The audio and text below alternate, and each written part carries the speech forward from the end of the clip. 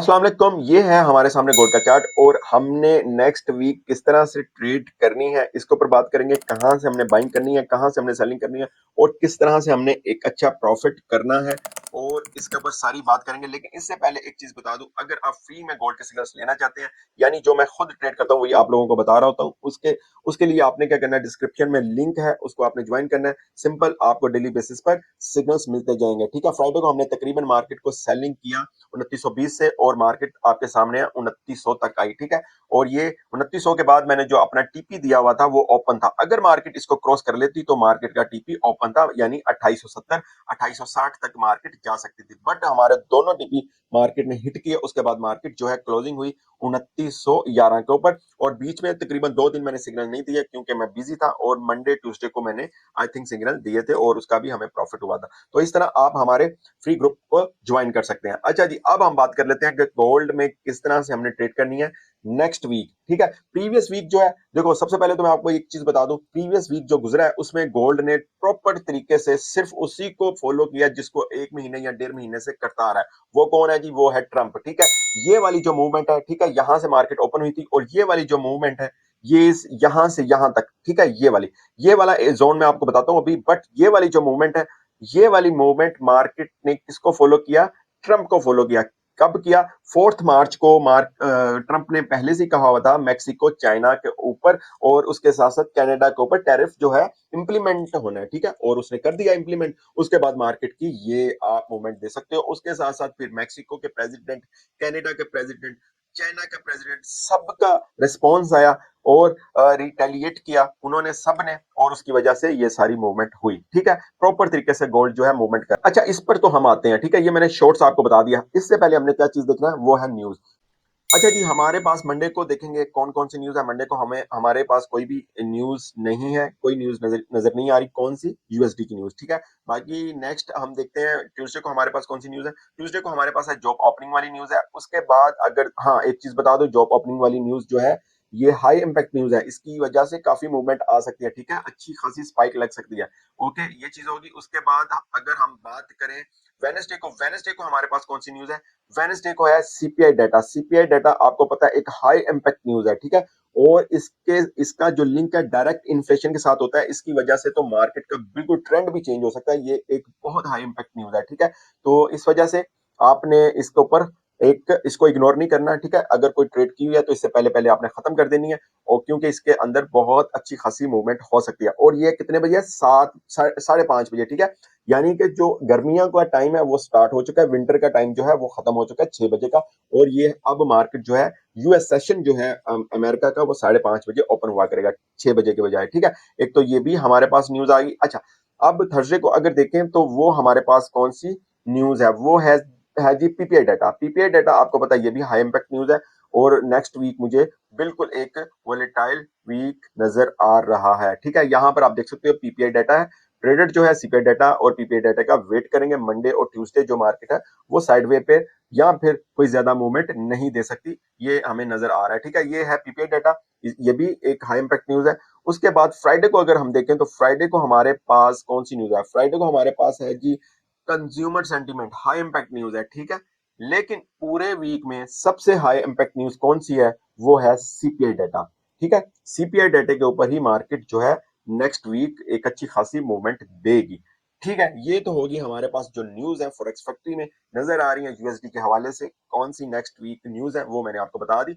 लेकिन जो उसी टाइम न्यूज होती है वो कौन सी है, मतलब कि किसी को पता नहीं होता ट्रंप ने क्या कह दिया, ट्रंप ने कौन सा बयान दिया, किसके अगेंस्ट दिया, और गोल्ड मार्केट के ऊपर क्या इंपैक्ट आएगा, उसके ऊपर तो आपने खास नजर रखनी है, क्योंकि ये सब न्यूज का कोई इंपैक्ट ट्रंप की अपडेट से बिग नहीं है। ठीक है, ये चीज आपने जहन में रखनी है। तो यहां पर अगर आए तो आपने ये चीज देखनी है, मतलब गूगल पर आप लिख लें ट्रंप टैरिफ अपडेट। ठीक है, यहां पर आपको तमाम इसकी अपडेट नजर आ जाएंगी, किसके ऊपर न्यू टैरिफ लगा है, किसको खत्म किया है, किस पर लगाया है, ये सारी चीजें समझ आ जाएंगी आपको। ठीक है, कनाडा, मैक्सिको, चाइना के ऊपर 4 मार्च को लगना था, लग गया।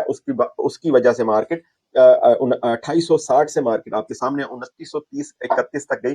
वो अभी चार्ट पर जाता हूं, पहले भी आपको बता दिया, चार्ट पर जाकर दोबारा आपको बताता हूं। ठीक है, ये सारी मूवमेंट जो होती है ट्रंप की अपडेट की वजह से होती है। गोल्ड प्रॉपर तरीके से जो है ट्रंप को फॉलो कर रहा है। इस वजह से जो बाकी न्यूज़ है उनका इम्पैक्ट तो आ गया, ठीक है, ना आया तो समझ लो कि नेक्स्ट कुछ आवर्स में या फिर ट्रंप ने पहले से ही कुछ ना कुछ कहा हुआ है, इस वजह से उनके ऊपर इम्पैक्ट नहीं आया। इस वजह से ट्रंप की जो भी अपडेट होती है इसके ऊपर, तो मैं देख रहा हूँ गोल्ड प्रॉपर तरीके से इसको फॉलो कर रहा है। इस वजह से ट्रंप की इसका आपने जरूर देखते रहना, ट्रेड करने से पहले, ट्रेड करने के बाद, जब होल्ड रखनी है तब भी देखो, जब होल्ड नहीं रखनी तब भी देखो, इसकी अपडेट देखना बहुत जरूरी है। फिलहाल तकरीबन 2 मंथ से आप ये समझो कि गोल्ड इसको प्रॉपर तरीके से फॉलो कर रहा है। अच्छा, अब हम चलते हैं अपने चार्ट के ऊपर।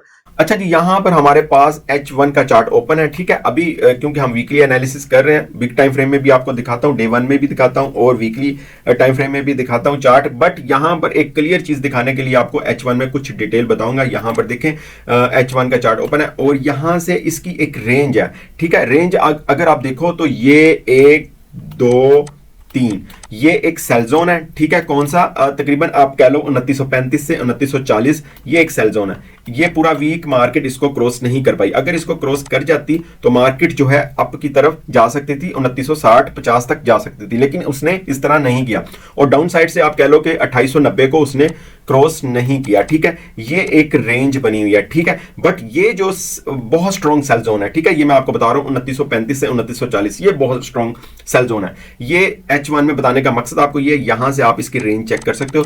जब तक ये रेंज ब्रेक नहीं होती ऊपर की तरफ या डाउन की तरफ, तो मार्केट अगर 2890 को क्रॉस करती है और सस्टेन करती है तो मार्केट 2850 2840 तक जा सकती है, बल्कि 2830 तक जा सकती है। और 30 वाला एरिया आपको पता है कितना स्ट्रॉन्ग है।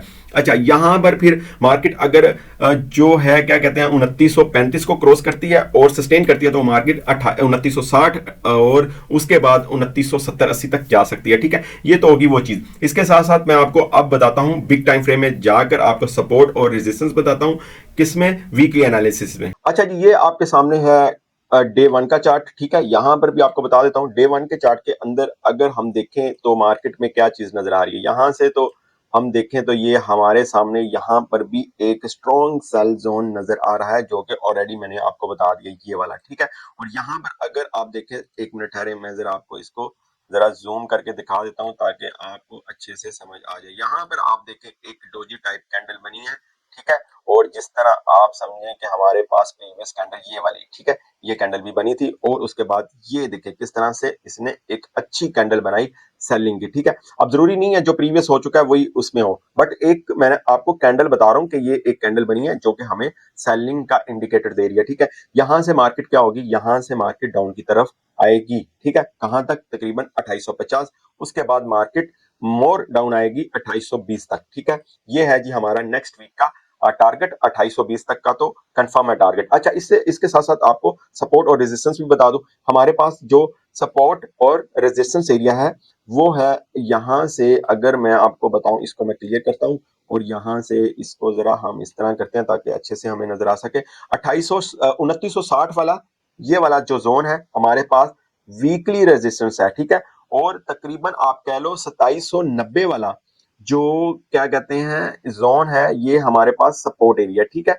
ये वीकली रेजिस्टेंस और सपोर्ट आपको बता दिया। अगर मार्केट 2960 से ऊपर जाती है और सस्टेन करती है तो मार्केट 3000 या फिर 2990 तक जा सकती है। अगर मार्केट यहां से आपको एक अच्छी सेलिंग भी मिल सकती है। अगर मार्केट 2960 पे जाती है तो यहां से आपने सेल करना है, जो कि मार्केट 2940 2930 तक आ सकती है, एक अच्छी सेलिंग आपको मिल सकती है, ठीक है। उसके बाद मार्केट अगर 2930 पर आती है तो जाहिर सी बात है अपना हाई टच कर मार्केट डाउन की तरफ निकल पड़ेगी। ये एक चीज हो चुकी।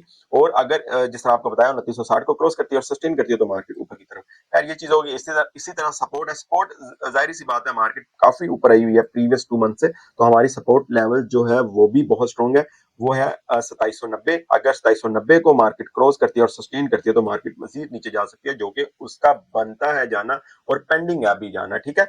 जाएगी मार्केट, बहुत डाउन जाएगी। ये ट्रंप वाली जो चीजें हैं ये बस कुछ स्लो हो जाए या गोल्ड जो है इनके ऊपर इम्पैक्ट लेना कुछ कम कर दे तो आप देखना गोल्ड कितना डाउन जाता है, ठीक है। तो खैर ये तो हमारे पास होगी इसकी सपोर्ट और रेजिस्टेंस के ऊपर बातचीत। और वो वाली जो मैं आपको बता रहा था कि मार्केट यहां से तकरीबन यहां से अगर जाती भी है 2920 तक, वहां से फिर मार्केट अपनी डाउन की तरफ आएगी। हमारी जो एनालिसिस के मुताबिक ये है 2850, उसके बाद 2820 या 2800 वाला जो जोन है टच करेगी, ठीक है। नेक्स्ट वीक की मैं बात कर रहा हूँ, और सीपीआई डाटा के ऊपर भी डिपेंड करता है मार्केट किस तरह जा सकती है, ठीक है। ये आपको बता दिया मैंने बिग टाइम फ्रेम के ऊपर कि हमने ट्रेड जो है किस तरह से करनी है, ठीक है।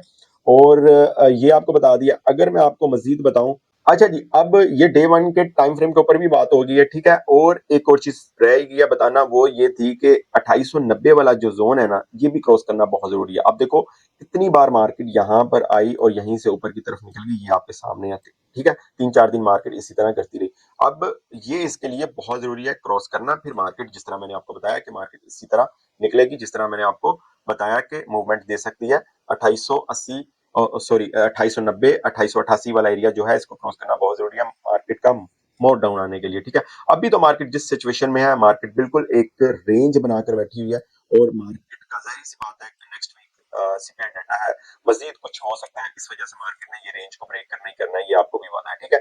तो इस तरह से हमने इसके अंदर करना है ट्रेड। और अब मैं आपको वीकली टाइम फ्रेम में भी बता देता हूँ कि मार्केट क्या बताना चाह रही है वीकली।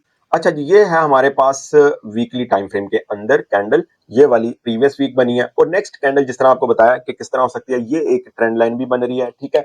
यहां से मार्केट का डाउन आना ही नजर आ रहा है, ठीक है। ये वाली कैंडल बन सकती है, ठीक है। इस तरह से हमने इस चीज को देखना है। ये आपके सामने इस तरह से वीकली एनालिसिस के अंदर जो कैंडल नजर आ रही है, देखें इस कैंडल से डाउन ही इसने क्लोजिंग दी है, ठीक है। एक तो ये चीज है। दूसरा, जिस तरह मैंने आपको बताया कि वो जो 2935 2940 वाला जो जोन है, ये बहुत स्ट्रॉन्ग जोन है, ठीक है, फॉर सेलर, ठीक है। यहाँ यानी इसको मार्केट अगर ब्रेक करेगी, सस्टेन करेगी, तो तभी ऊपर जाएगी, अगर नहीं तो मार्केट अगर वापस भी यहाँ पर जाती है तो मार्केट यहाँ से एक अच्छा डाउन दे सकती है, ठीक है। और ये हमारा हो गया वीकली एनालिसिस के ऊपर। अब अगर मैं आपको मंडे और ट्यूसडे की ट्रेड बताऊं, यहां पर हमने सबसे पहले कहां पर जाना है, H1। देखो वीकली एनालिसिस के ऊपर हमारी सारी ट्रेड हो चुकी हैं, जिसमें मैंने आपको सपोर्ट और रेजिस्टेंस बताई, न्यूज बताई, ट्रंप के टैरिफ के ऊपर बताया, सब कुछ बताया कि मार्केट किस तरह मूवमेंट दे सकती है। अगर ट्रेंड की बात करो तो ट्रेंड तो बच्चे बच्चे को पता है, ट्रेंड कौन सा है, अप ट्रेंड है। कौन से टाइम फ्रेम में, बिग टाइम फ्रेम में, ठीक है। तो डेली टाइम फ्रेम में तो ट्रेंड चेंज होते रहते हैं, बट अगर आपने वीकली या मंथली देखना है तो वो ट्रेंड एक साल से अप ट्रेंड ही है, ठीक है। बट हम अब देख लेते हैं मंडे और ट्यूसडे को हम किस तरह से ट्रेड कर सकते हैं। मंडे और ट्यूसडे की ट्रेड करने से पहले हमने ये भी देखना होता है कि हमारे पास न्यूज कौन सी है, इस वजह से तभी बता सकते हैं, ठीक है। वेडनेसडे एक ऐसा डे होता है, मिड डे, वीक का मिड डे होता है, इस वजह से वेडनेसडे को आपने देखा होगा मार्केट जो है वो काफी मूवमेंट दे देती है, उस वजह से, इस वजह से वेडनेसडे की ट्रेड पहले से ही नहीं। मंडे और ट्यूसडे की मैं आपको बता देता हूँ। हम चलते हैं H1 के चार्ट के ऊपर। यहां पर आप देखो H1 का चार्ट ओपन है, और यहां से मैं आपको बताता हूं हमारे पास मंडे और ट्यूसडे की ट्रेड किस तरह से हम कर सकते हैं। अच्छा जी, मंडे और ट्यूसडे की ट्रेड सीधी सी बात है, अगर मार्केट गैप अप या गैप डाउन के साथ ओपन नहीं होती तो आपने 2911, 2917, 18 और 2920 से क्या करना है, सेलिंग करनी है, ओके। ये चीज होगी। बाइंग आपने तभी सोचना है जब 2940 को मार्केट क्रॉस कर जाएगी, ठीक है। ये मैंने आपको बता दिया। और 2930 पे जाती है तब भी आपने सेलिंग करनी है, ठीक है। और बाइंग के ऊपर आ जाए। अब ये मंडे की और ट्यूसडे की ट्रेड बता रहा हूँ, ठीक है।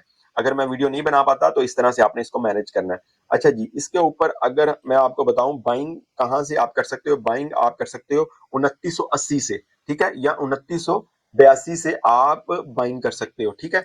और मार्केट तकरीबन 2900 या 2896 तक मार्केट आ सकती है, यानी 100 या 150 पिप्स का आपको प्रॉफिट दे सकती है। ये इस तरह आपका मंडे गुजर जाएगा। और अगर मार्केट मोर डाउन आती है तो आपने मार्केट को तकरीबन 2870 से भी आप या 72 से भी आप बाइंग कर सकते हो, ठीक है। ये है जी हमारे पास मंडे और ट्यूसडे की ट्रेड। ट्यूसडे को आपको पता ही है, जिस तरह जॉब ओपनिंग वाला डाटा है, इस वजह से ट्यूसडे को आपने केयरफुल रहना है। मंडे को आपने फिलहाल इसी तरह फॉलो करना है, ठीक है। Okay, best of luck.